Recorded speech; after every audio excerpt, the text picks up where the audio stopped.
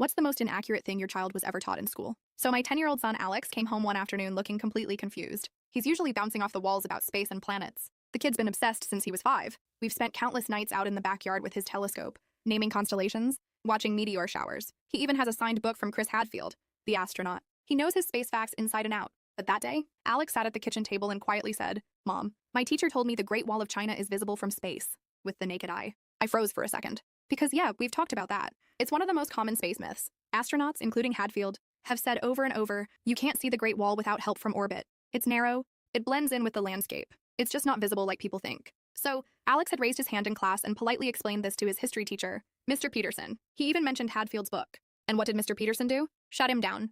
Told him, that's nonsense. It's in the textbook. I've been teaching this for 20 years. Your little astronaut book is wrong. Alex was crushed.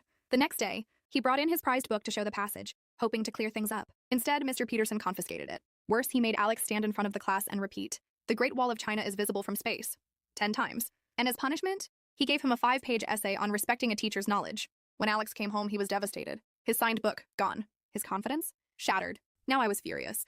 I emailed Mr. Peterson, politely explaining the actual facts, asking for the book back. His reply, I don't need space facts from a parent. The curriculum says it's visible, so that's what I teach. And the principal? She called it a minor factual dispute and didn't want to challenge a tenured teacher. Well, I wasn't about to let it go. See, one of my old college roommates works for NASA's education program. I told her what happened, and she was horrified. 3 days later, I walked into Alex's classroom with her.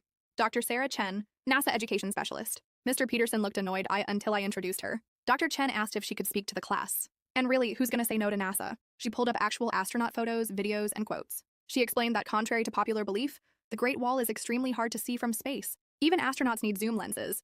What's actually visible? Cities at night, big dams, major farmland, but not the wall. One girl nervously raised her hand and said, but Mr. Peterson told us it's in the textbook. Dr. Chen smiled and explained how textbooks can have outdated information.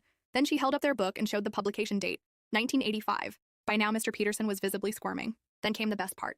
The principal walked in just as Dr. Chen mentioned Alex's confiscated book.